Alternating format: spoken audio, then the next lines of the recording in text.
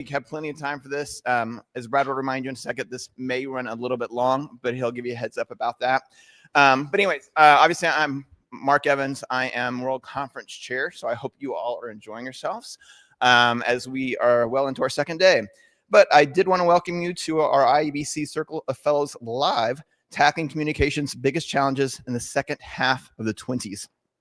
And these recordings have been part of the GCCC, Global Communication Certification Council program, and candidates for the CMP and SCMP often say they watch past episodes as they prepare for these exams. Our two presenters today are Shell Holtz and Brad Wortworth. Shell is an internal communications director at Webcor, which is a commercial builder headquartered in San Francisco. Shell was named an IABC Fellow in 2005.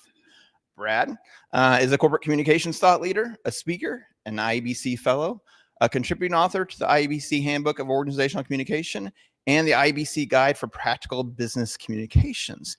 And with that, I'm going to get out of the way and turn it over to the experts. Thank you, Mark. And welcome all.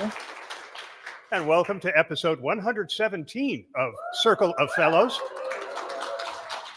If you're not familiar with Circle of Fellows, this got kicked off about 10 years ago when Joe Williams, an IABC Fellow, put together a session. It was a pre-conference session called Circles of Wisdom. There were tables, one fellow at each table, and you would, every 15 minutes, go to a different table and ask questions of fellows. We liked it so much, we decided to do it once a month. It is usually 4 fellows and a moderator, either myself or Brad, on a single topic that is relevant to communicators and relevant to the GCCC certification efforts, as Mark pointed out. We decided to bring it live to conference as an experiment. You can see we are live streaming, and we have 4 whole people live on watching us. We usually don't get a lot of people for the live stream. It's the middle of the workday, and it's hard, but it is always available as a YouTube video and an audio podcast afterwards.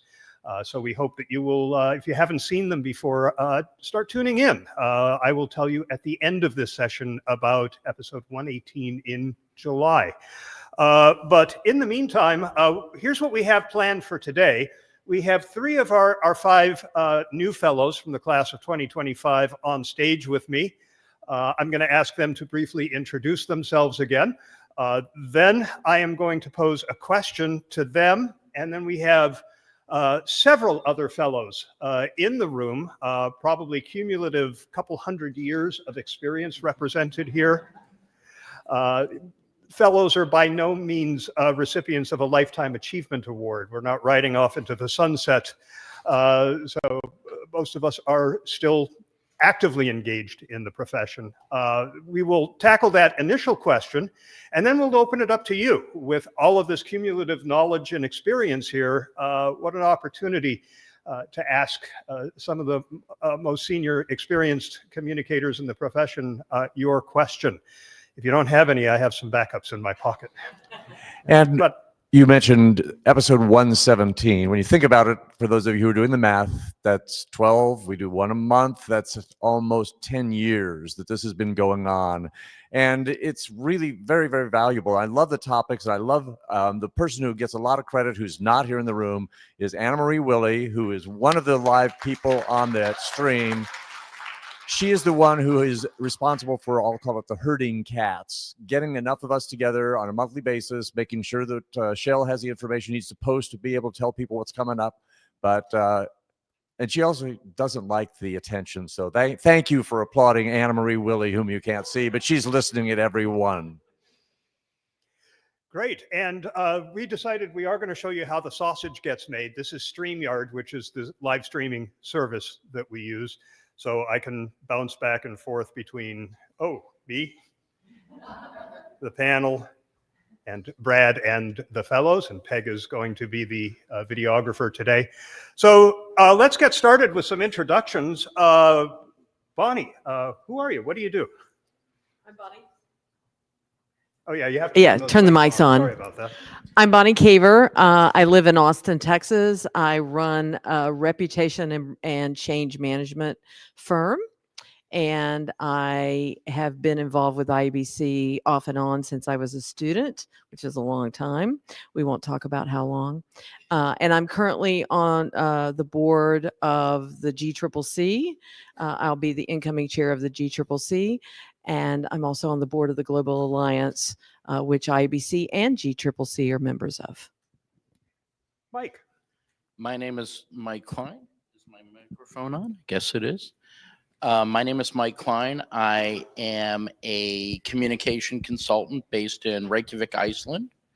And I'm also the founder of We Lead Comms, which essentially is the world's largest recognition program for communication leaders. And recently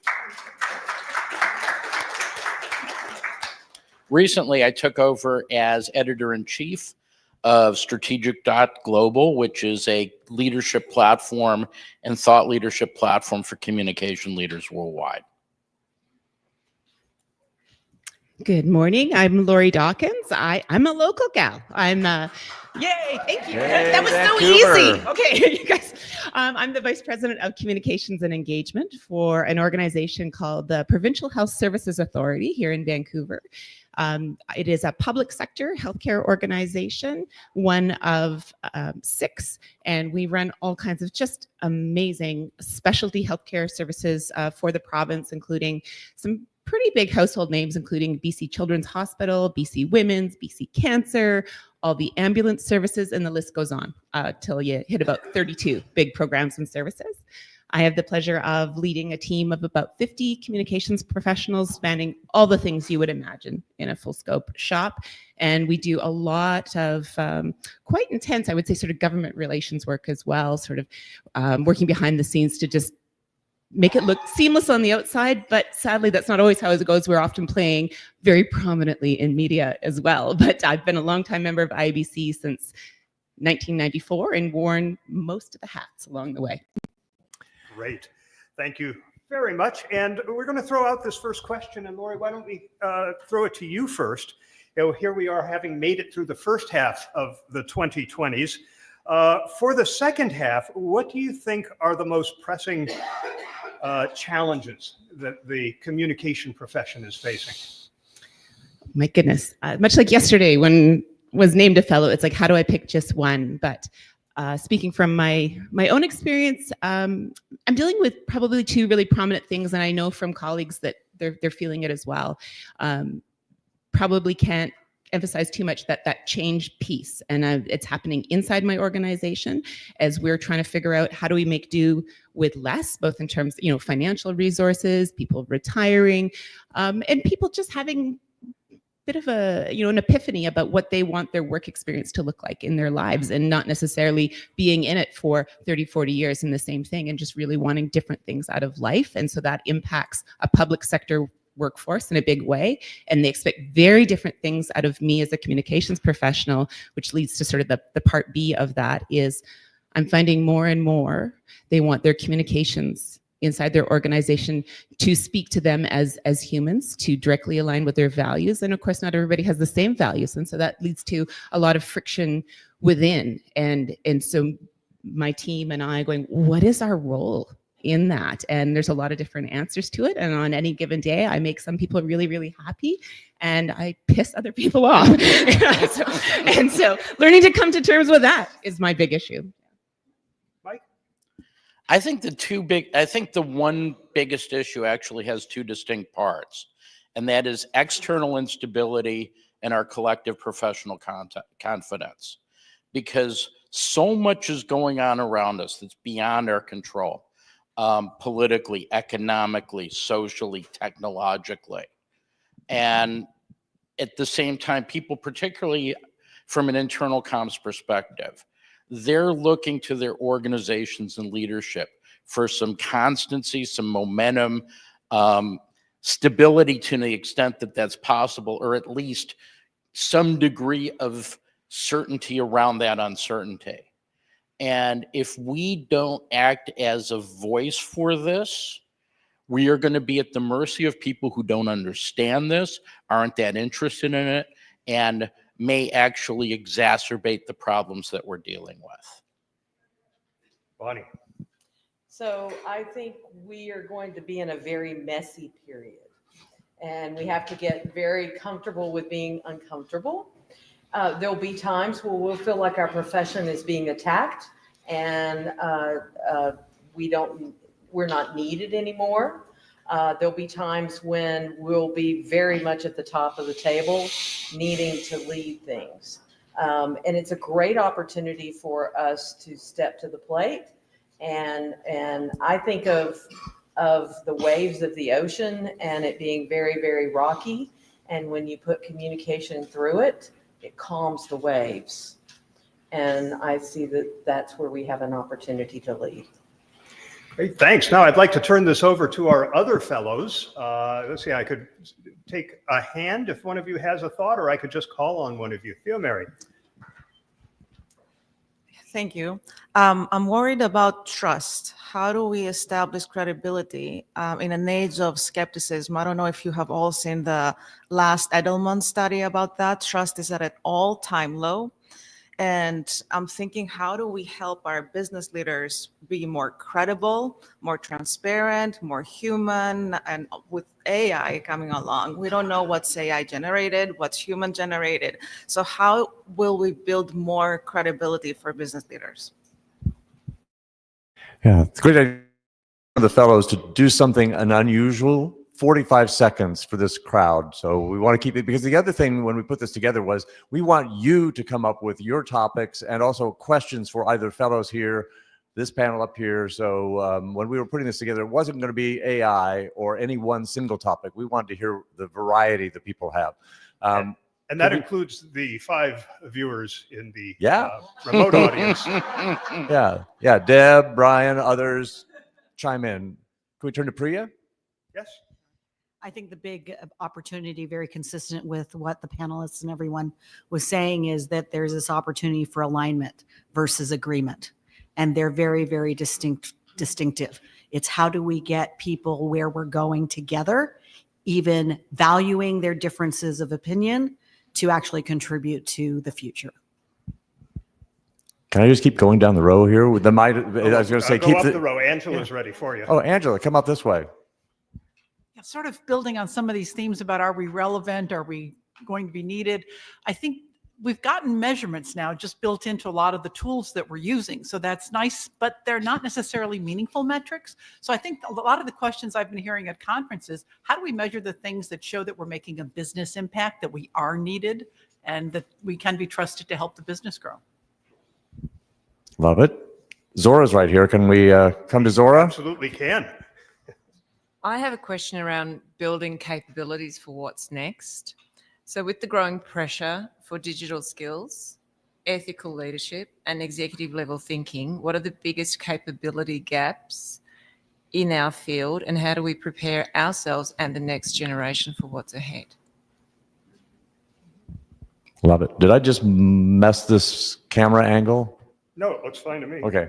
I was leaning on the camera as a tripod. Okay. Shall we go down the row? Yes, please do. Okay. Jennifer Wah. Hi. I guess what I'm hearing from my friends and colleagues is a lot about ethics and integrity and the alignment of those aspects of us with our work. I think COVID times kind of gave us the microphone. And so it's a question of how we carry that forward and to navigate those choppy waters, as you talk about, Bonnie, and to piss people off on some days and make them happy on other days. It really has to come down to, leading and speaking from the heart. It sounds cliche, but if we don't show up as our true selves, we're not modeling that for our leaders and our organizations and our community. And I've got Alice next. I was going to say something very similar to what Jennifer said, but with the focus on values. I think that a lot of organizations, and based in the US, a lot of organizations are being challenged to maintain their values in the face of opposition and consequences for expressing those values. And I think that as communicators, it's our role to help them stay the path. Beautifully said. Turning over to Cindy. Thanks. Given all of the things that have been said so far about the change coming at us, all the technology, the global instability, economics, government, I think it's important that we do something. We don't have to do everything, but we need to do something and keep doing the little things that move us forward in all of these areas. Loving it. Martha.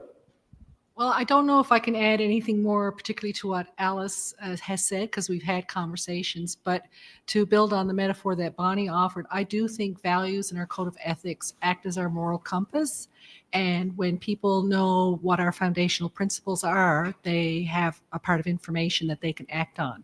And when we know that about other people, we can also act together to achieve, for my perspective and my values, to maintain growing social change and social benefit in our communities. And Julie. For me, I'm always really passionate about social change and social moving the needle forward in terms of us bringing us together. And so I think communications professionals have a really important role to play in that. And I think that if we can remind people that we're not divided and it's not about this or that, but we can find solutions that bring us together and really move us forward, I think that's going to be a big focus for me and a lot of the colleagues that I work with. Thank you to my front row colleagues. The other one that we haven't heard from you, Shell. What are you looking at for the second half of the decade? Well, I am looking at disinformation and misinformation being a growing problem, growing faster and more dire than I think we are anticipating. If you've seen the results of VO3, the new Google video generator, it's downright frightening in terms of its accuracy in representing reality and the addition of audio. So you can tell the avatar that you create what to say or what sound effects it needs. It's going to be harder and harder to distinguish what's real and what's not. And to Theo Mary's point, I think this is going to weigh heavily on trust.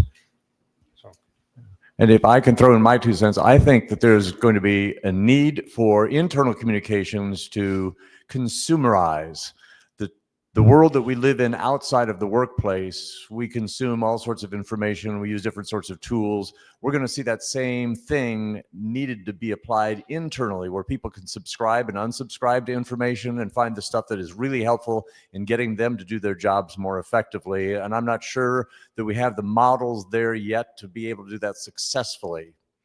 It'll come. And we have a comment here. Deb says the fellows are definitely hitting all the most pressing issues of our profession today. And I encourage those of you who are watching live to share your comments, observations, questions. But for now, let's open it up to the audience. Who has a question for the fellows? And I'm going to be Phil Donahue running around bringing the mic. Hi, I'm Natalia from Toronto. My question is, how do we build effective teams that still have fun together despite all the stress and uncertainty and instability we're going through? Thank you. Did you hear that? Yes. Okay, great. Yeah, I think so. So just to recap, so it was a question about how to have connected teams and still have fun in the face of everything else. Gosh, I'm sure people have lots of really creative solutions to that. Listening to Shell, I've noticed and I agree, like you need to have new and sexier ways to reach people and reach people quickly. And yet right now my organization is going through a lot of very significant internal change and changes in leadership. And it'll be for a prolonged period, like probably at least another 6 months of an interim leadership structure, and as the organization's mandate is being reconsidered. And within that, I'm finding that certainly within my own team of communicators, but across the organization, people seem to be gravitating to some kind of old school things. They're tuning in more and more to live events, and maybe there's something in that about the authenticity, like it's live, like there's no question about that. And then the views after the fact of they're watching the full length recordings of things, which is remarkable to me. I've never seen it in that capacity, like thousands and thousands of people. So there's something in that about what somebody's craving. But I will say for my own part within, my own team, I have about 50 direct reports, but then there's others who have the option. And every Wednesday, and again, it's almost embarrassingly old school. It's a Teams meeting. It's live, and I'm there. And every week, I'm providing like sort of an organizational update, but it's very real. And as I always tell them, I said, I will tell you the honest goods until one of you tells someone else. And it's the don't get Lori fired plan. I'll be as honest as I possibly can so that you are all armed as communicators to show up well. And I don't want you to tell the tales, but you need to know the tales so that you can do your jobs well. But humorously, we do open up those meetings with, you tune in 5 minutes early and you're part of, some frivolous question of the day. Which sometimes unfortunately overtakes the whole meeting because it's so fun, but they are finding human connection in that, and then they're carrying that on. So like I said, a little bit of old school, but some meaningful human connection. And I'll just stop by saying that something else I offer in that, both to my team, and I'm often the MC for events across the organization, is you know who I am as a human. Come to me, come to our CEO and ask your questions. Like my own kids with sex education, don't turn to the internet, please. I'll tell you the honest goods. So, and it seems to be working.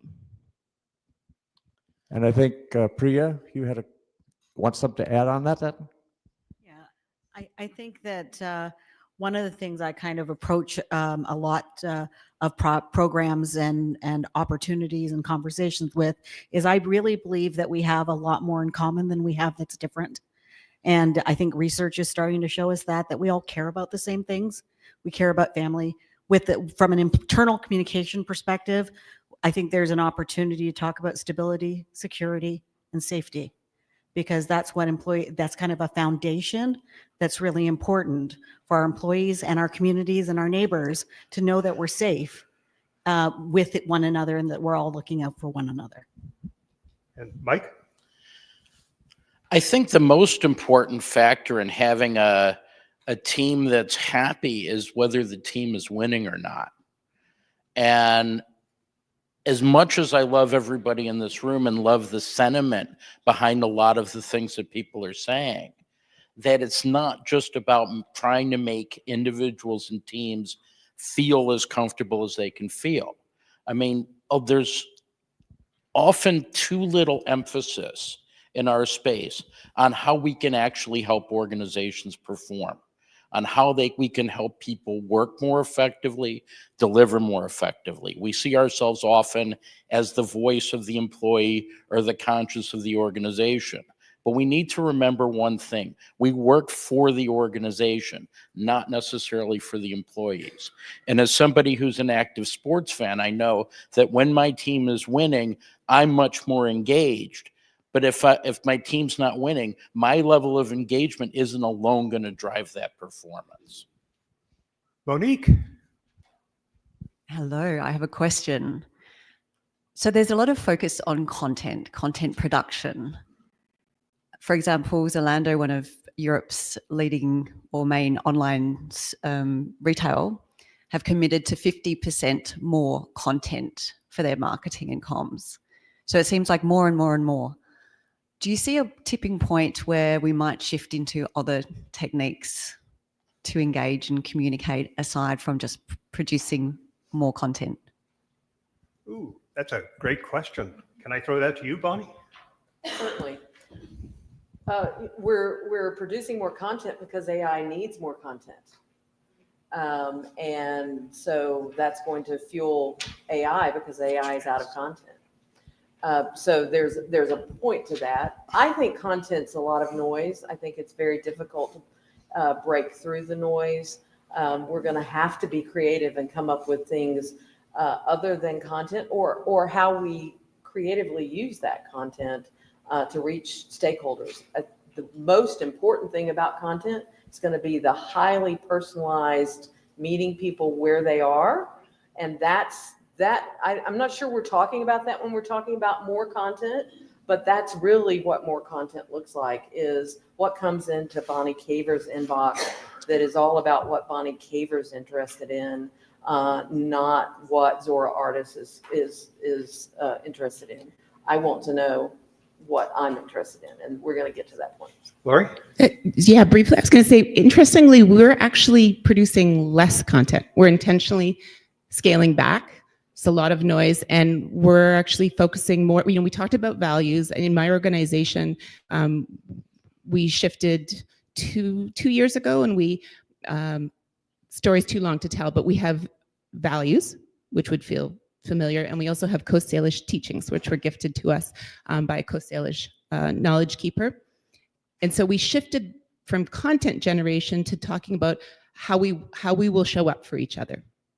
And so we could lessen the content and make it sort of more, and this is how we will be, and this is how we will achieve the organizational objectives. So it wasn't so much about the thing, but how we would show up. And I have to say, it's really landing well. Doesn't mean it's always harmonious, but it allows us to also check each other in terms of if things aren't going well, what's off? And often it's like, oh, we're not living up to one of these teachings, which are just really like basic things. Tell the truth, be good to each other, So it's just an interesting shift, because I hear you. Out in the world more, and inside our organization, we're trying to narrow it and make it less. And I know Mike has a thought, but let's go to Angela first. Actually, I want to build on what Mike was saying, is that if our job is to help our organization succeed, and therefore our people and our customers, then we need to figure out what behaviors those people need to be taking in order to have that success. And then do a little bit of research to figure out exactly what knowledge is needed and what attitudes support that behavior.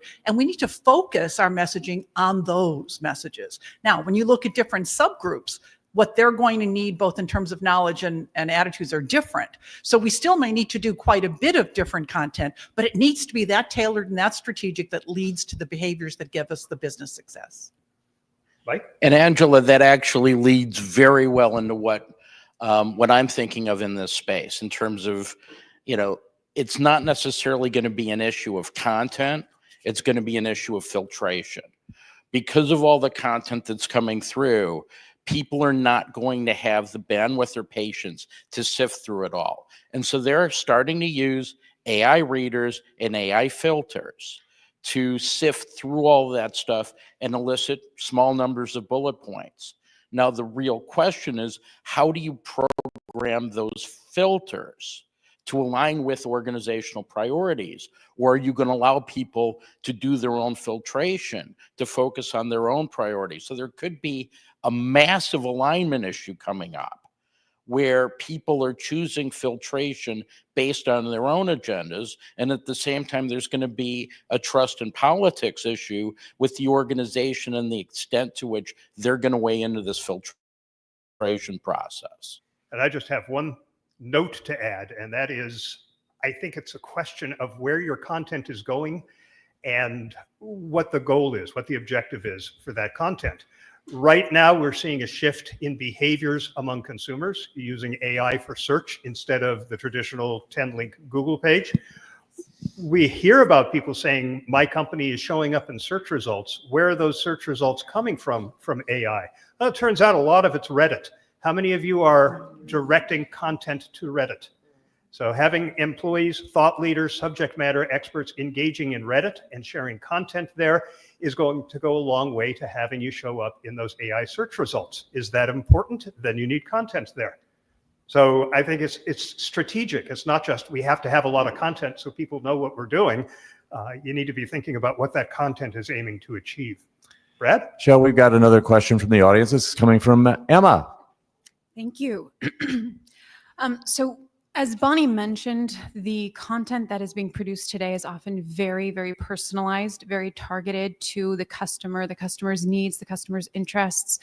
And I'm just thinking at a broader scale, are you concerned that this may create a culture of really kind of self-absorption almost, in which people no longer have to go out and see beyond themselves and kind of work up to something, to understand something, to get in touch with something beyond them, but everything is kind of within this very narrow framework of what I already am interested in and what I like? And if that is a danger, is there something that we need to do about it? I think that's my question. So are there billions of bubbles out there? Bonnie, what do you think? That's exactly when we worked on, you guys saw the responsible AI guidelines from the Global Alliance today. When we originally did them, there were 6. There's now the 7th that's about human-centered leadership around the societal good.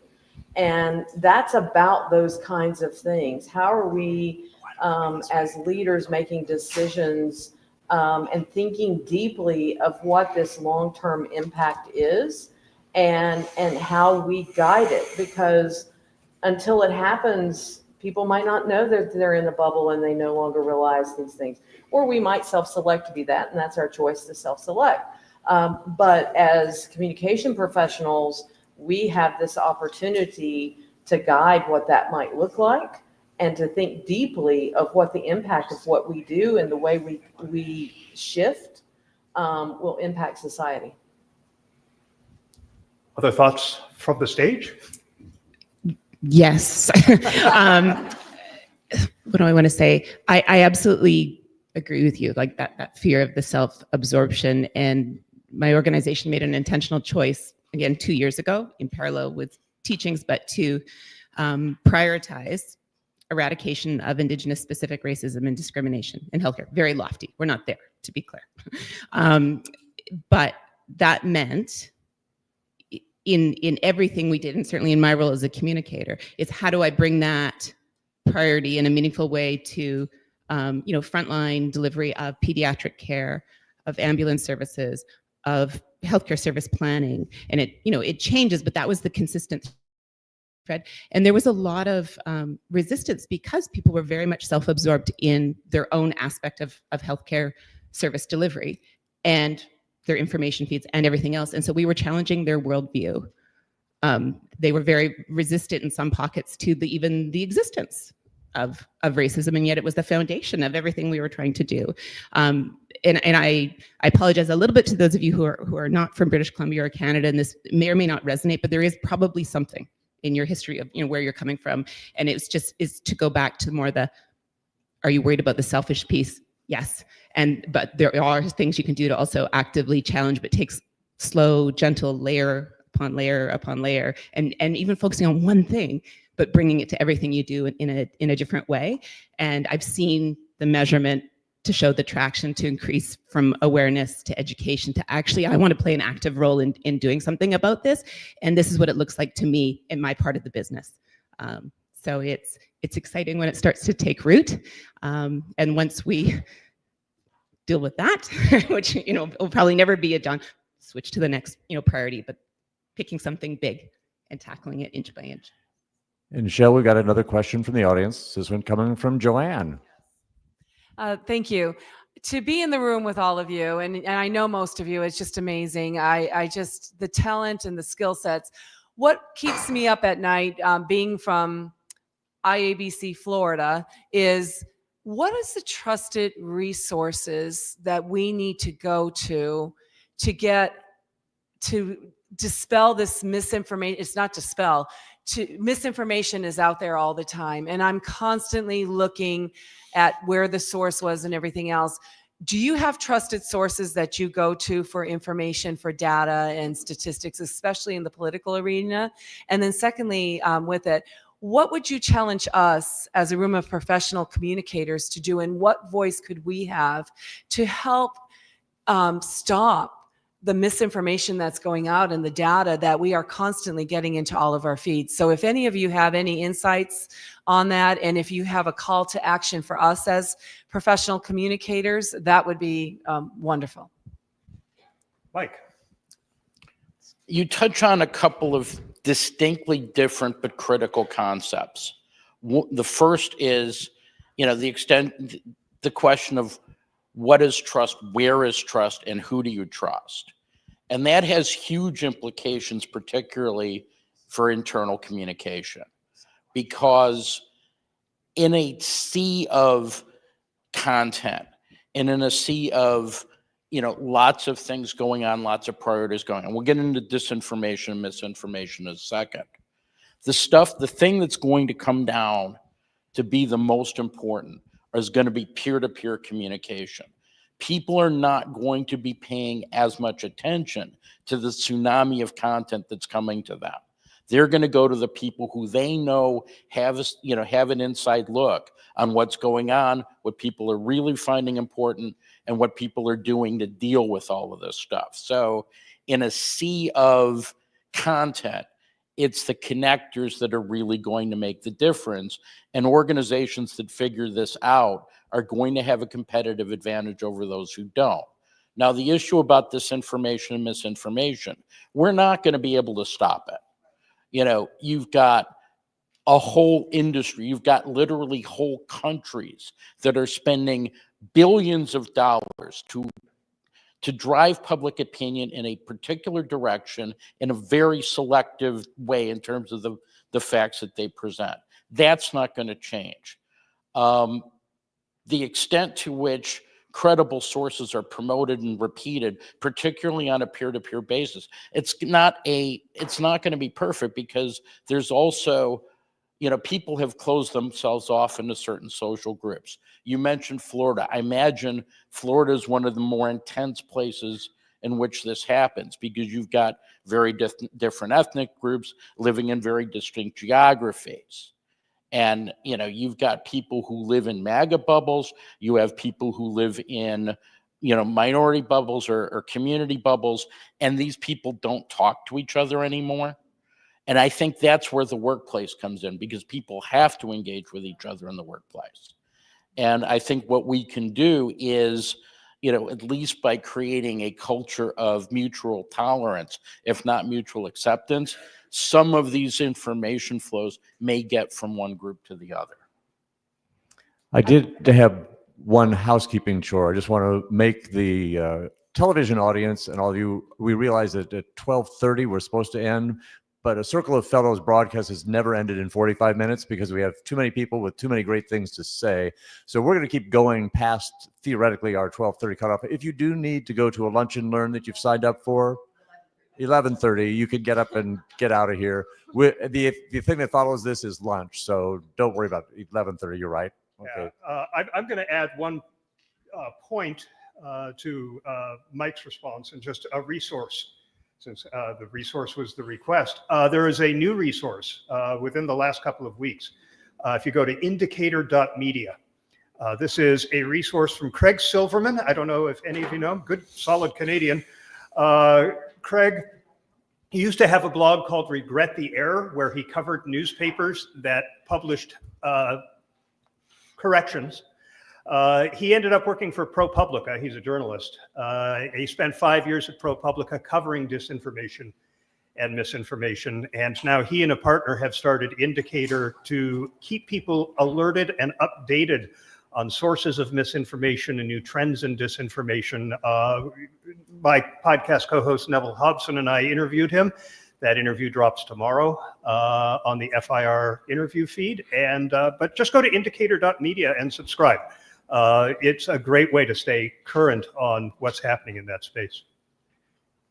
I just want to follow up on the question that you raised initially, Shell, and Joanne's comment about what credible resources.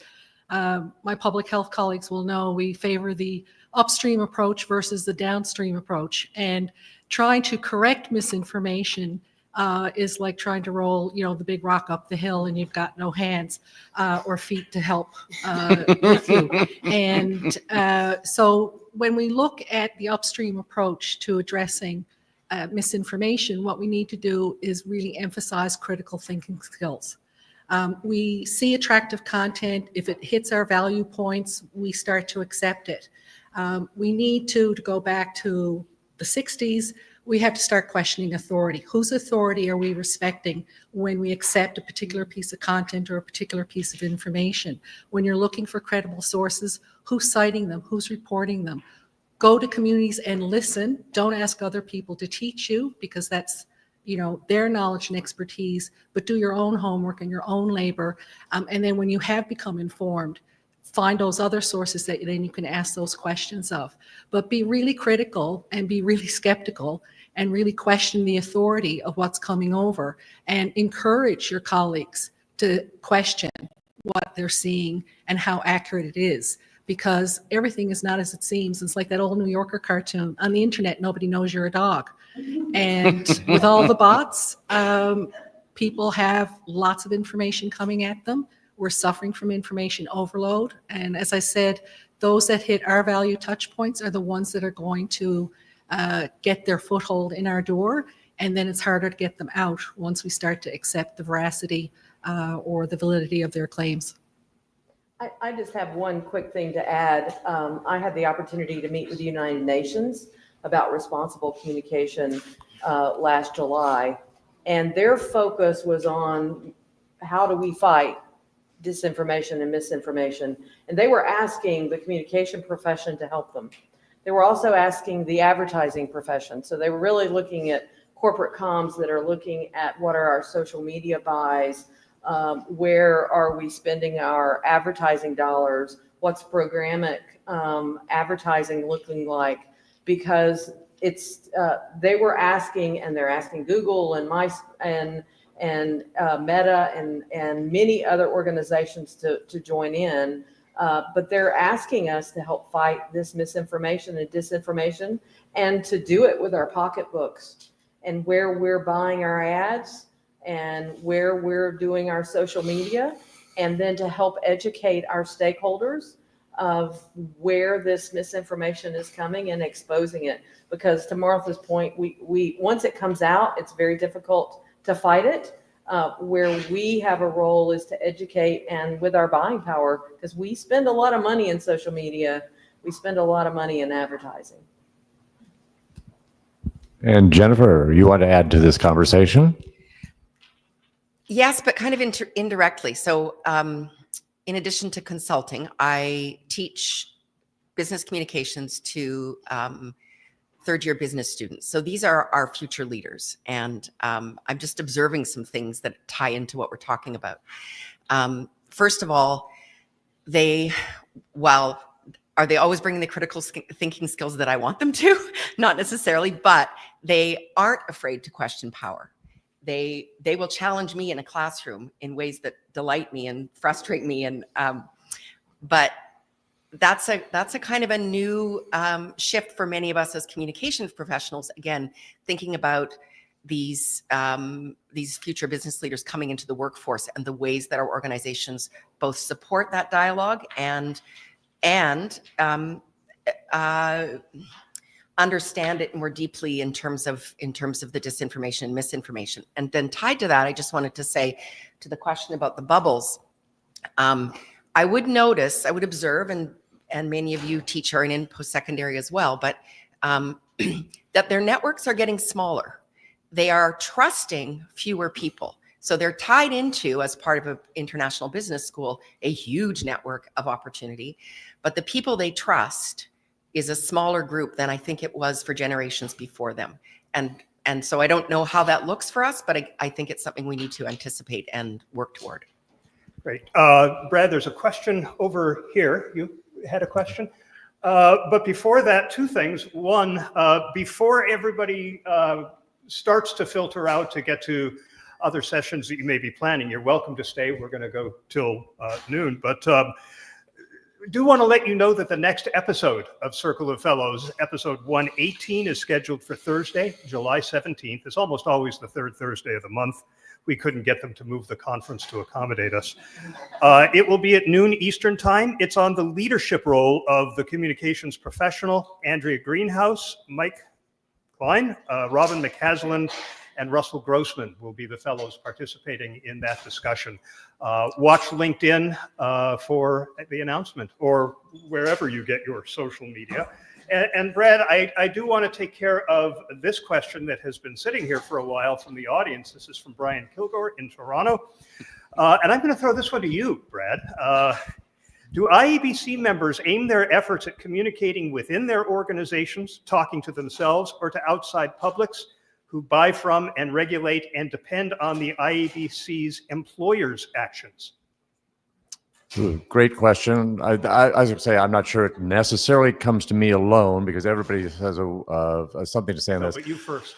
Yeah. Okay. Thank you. I guess my response quickly would be that our job as communications people is sort of to do that, bringing all the various constituent audiences and stakeholder groups into balance.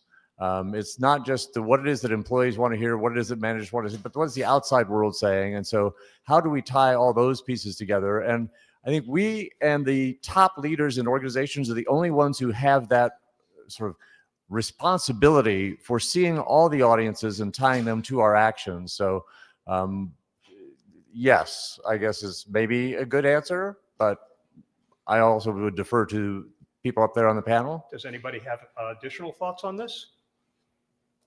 I think Brad captured mine fairly well. Great. Can we go to a question here in the audience from Elizabeth?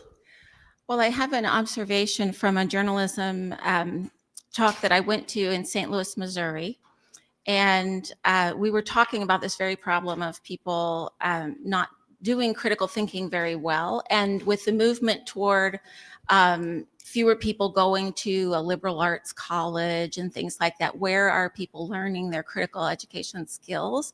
And what one of the journalists said really struck home to me, that we should be, as communicators, visiting our local school boards, talking with the leadership of schools, backing down through high school, junior high to kindergarten, preschool. Where is critical thinking and media literacy being taught, and how? And get to know that. And because we have the opposite side perspective of where the information is coming from, we could help with that movement in the curriculum of our schools. So what do you think? Communicators as advocates for critical thinking in the community? I like it. I like it a lot. It's not exactly the same thing, sort of a microcosm of that. We did something interesting with our comms team inside of PHSA in the run-up to the last provincial election, which was fall of 2024. And recognizing across the team that runs the full gamut of early 20-somethings to 60 plus, there was different experiences with critical thinking and news consumption outside the organization. And we had a very, I'll call it a crunchy election, which will probably be a familiar concept to a lot of people. And we had a whole lot of new people entering the political arena and campaigning for some very diverse positions. And so we actually opened it up, rather than just our immediate media and government relations team, we opened it up across the team and said, we invite all of you to play a role here. And it was done with intent. There was a little bit of personal interest, but also we were also trying to flex that critical thinking muscle, because whoever got elected, it would impact everything. So very quickly said, hey, who wants to participate? Hands up. Most of the team, and they picked a riding, and everybody got a chance at the riding where they live, and beyond. And they started following the candidates, and at the end they prepared a brief, but they came, and it was very short. But what is their background? Where are they getting their information? How, what have they done prior to this, and what might they be bringing into their new role? And then we prepared a brief for the organization, like for our top line leaders, about these are the humans now leading our space, and my organization is in every riding across the organization. But it was a really interesting exercise you could rinse and repeat on in a number of different ways. But it really, you saw light bulbs go off for people who don't normally question the bias in the information that they're receiving from people. And Russell's had his hand up here in the back row of the audience. So Russell. Thank you. So I was inspired by Mike Klein's remarks today. And my question to the fellows would be, over the second half of the decade, what needs to change about IABC? We're ending. Okay, I guess I'm coming down front because... You can't ask that question. We don't have enough time. Well, for reasons you may or may not understand, I'm going to throw that one to Priya to start. Why did you send it to me? I know why. One of the things, I think, Shell, we were talking earlier today, that I've been involved for 30 years. You've been involved for a lot more. A lot of the fellows here have been involved with this organization, care about this organization for decades. And we've been through the crises, whether it was, 9/11, the financial crisis in 2008, that all had implications for the organization.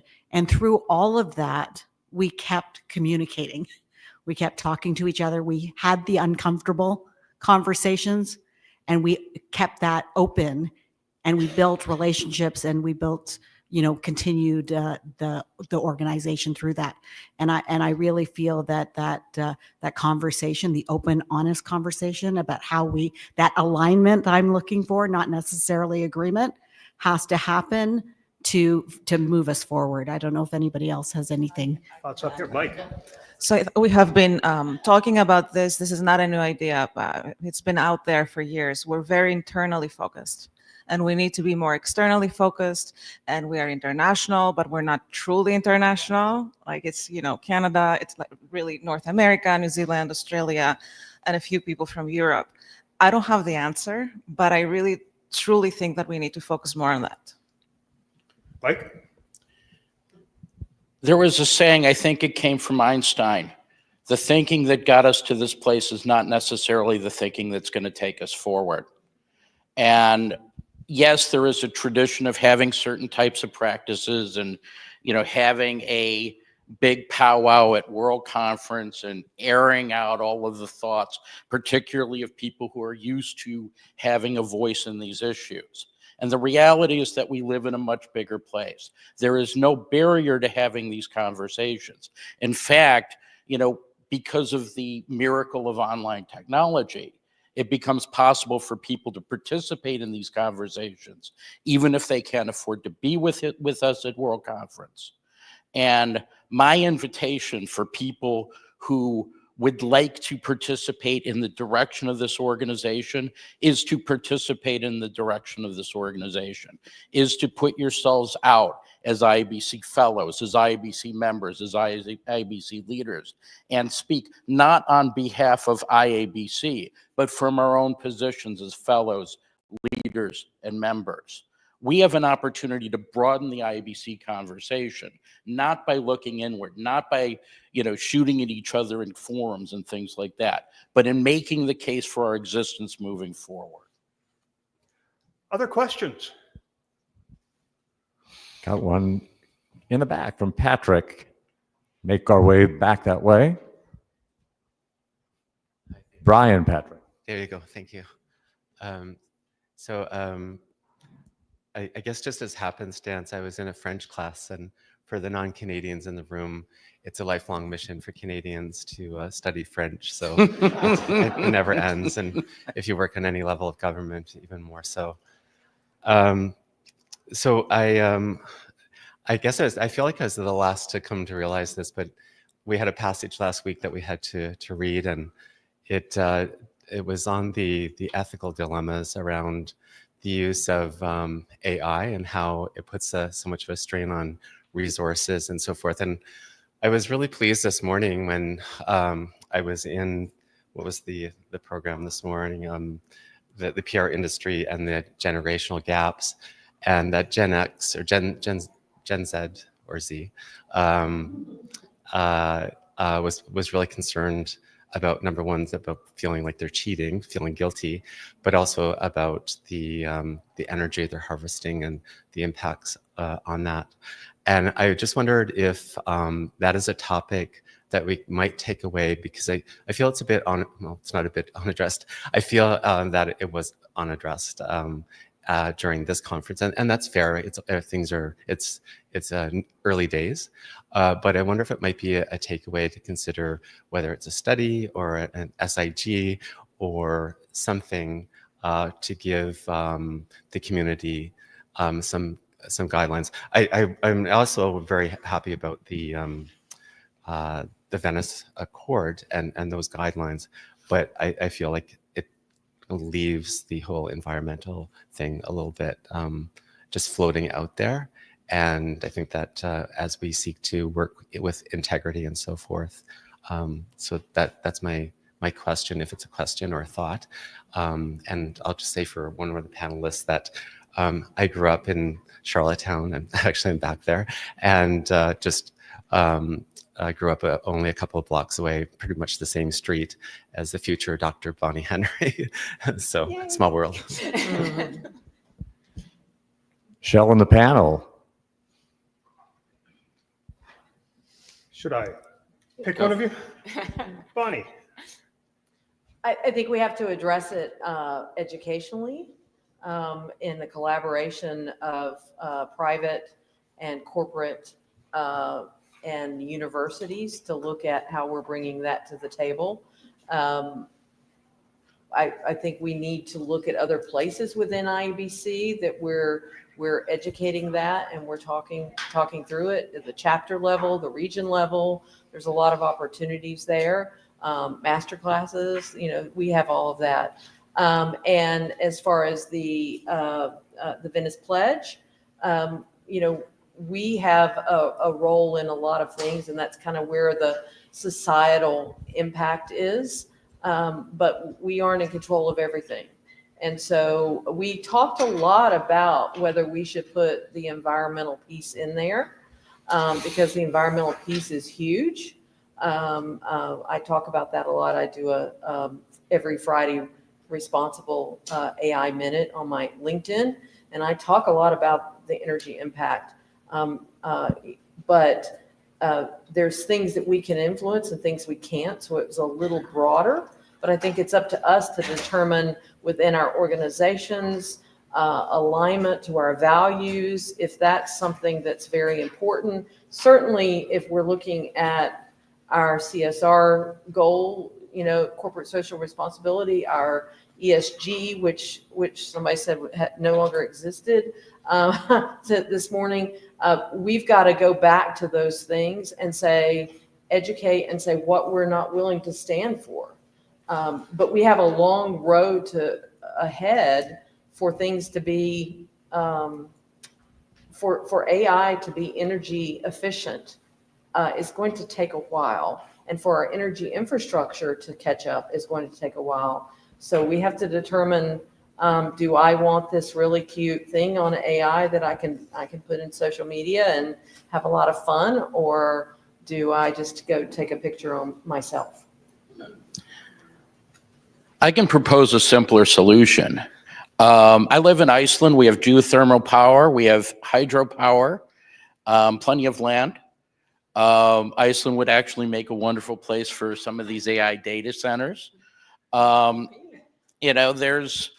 There's more than one way to skin this cat. It's not just simply about, restraining our usage. It's about demanding that the organizations that we work with, or at least pointing out that there are options other than just simply, firing up another gas generator to fuel these things. I mean, there's some creative ideas going around. I mean, not just geothermal, not just hydro. I mean, little tabletop nuclear reactors. That scares a lot of people. But at a micro level like this, when you've got zero, nice thing about nuclear power is it produces zero greenhouse emissions. We've got to be, in our role, we can be catalysts for new thinking in the space. And if you want to take a tour and come to Iceland, look at where to put your data center, talk to me about that. I will add just one other thought, and that is that large language models are not the be-all and end-all of artificial intelligence. A lot of the AI scientists and engineers are already talking about moving beyond that to reinforcement learning and some of the other models that are far less energy intensive.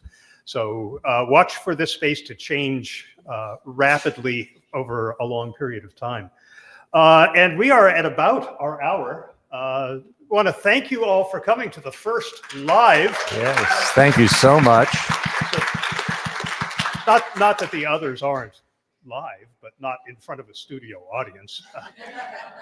Again, the next one, episode 118 on the role of communicators in leadership, on July 17th at noon Eastern. Hope you will join us online and bring your questions as you saw Brian and Deb did here. And thanks so much to our panelists. Thank you, Brad, for being Phil Donahue in the audience. And again, thanks to Anna Willie for coordinating all of this in the background. See you around the conference. Thank you all. I have